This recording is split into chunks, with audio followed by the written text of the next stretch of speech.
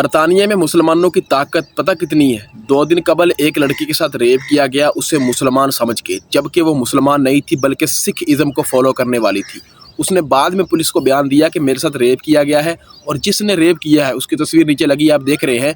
اس نے کہا ہے کہ میں نے اس سے ریپ کیا اس لیے ہے کہ یہ مسلمان مجھے معلوم ہوتی تھی، لیکن وہ مسلمان نہیں نکلی، اور وہ ریپ جس کے ساتھ ہوا وہ لڑکی کہتی ہے کہ یہ ریپ کرتے وقت مجھے اسلام مخالف باتیں بھی کرتا رہا، اور جب اس کو تفتیش کے لیے کمرے میں بٹھایا گیا تو اس نے پولیس آفیسر سے کہا کہ یہ لڑکی حجاب کیوں نہیں پہنتی، یعنی یہ مسلمان ہے کہ نہیں ہے۔ یعنی یہ عالم ہے وہاں میں رہنے والے مسلمانوں کا، ان کی نظروں میں آپ کی اوقات اتنی ہے کہ آپ کو جب چاہے جہاں چاہے وہ رگڑ دے، جبکہ آپ وہاں کچھ نہیں کر سکتے۔ تو یہ جس حال تک ہم پہنچ چکے ہیں، جس عالم میں ہم داخل ہو چکے ہیں، اس میں کسی کا قصور نہیں ہے، ہمارا اپنا ہی قصور ہے کہ ہم بے غیرت ہو چکے ہیں۔ ہم نے دین کا رستہ بلا دیا ہے، ہم نے اپنی اجتماعی قوت کو بلا دیا ہے، ہم نے اپنی اصل طاقت کو چھوڑ دیا ہے، اور ہم اہل مغرب کے پیچھے لگ گئے ہیں۔ ہم نے ان کی تقلید کو اپنا لیا ہے جن کی تقلید کرنے سے آقا علیہ السلام نے ہمیں 1500 سال پہلے منع کیا تھا، اور ہمیں تنبیہ کی تھی کہ ان کے پیچھے نہ چلے جانا،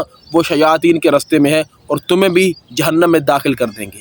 تو ہمیں چاہیے کہ ہم اپنی اصلی قوت کو پہچانیں۔ اگر یہ واقعہ یہاں کسی عیسائی کمیونٹی کے فرد کے ساتھ ہوتا، اگرچہ ان کے ساتھ بھی ہوتا تو غلط تھا، کیونکہ زیادتی ہوتی ہے، تو لبرل نے یہاں شور اٹھا رکھنا تھا، لیکن وہاں کوئی بھی آواز اٹھانے والا نہیں ہے۔ لیکن خبر یہ ہے کہ آج جمعے کے دن اس کو سزا سنائی جانی ہے، اور جج نے یہ بھی کہا تھا 2 دن قبل جب اس پر مقدمہ چلا تھا، اس نے کہا تھا کہ میں غور کر رہا ہوں کہ تمہیں عمر قید کی سزا دے دوں، تو میری یہ دعا ہے کہ اس کی عمر قید ہی ہو جائے۔ اس نے کہا تھا کہ حقیقت میں جو لوگ دوسرے لوگوں کے گھروں میں گھس کر زیادتیاں کرنے لگ جائیں وہ معاشرے کے لیے خطرناک انسان ہے۔ تو یہ عالم ہے۔ تو سکھ ازم جو لوگ ہیں، جو سکھ دھرم کے لوگ ہیں، ان کو بھی چاہیے کہ وہ اپنی کمیونٹی کا خیال رکھیں، اور مسلمان وہاں پر اگر وہ میری ویڈیو سن رہے ہیں تو وہ بھی اپنے حقوق کا تحفظ کریں اور اپنی اصلی قوت کو پہچانیں۔ شکریہ۔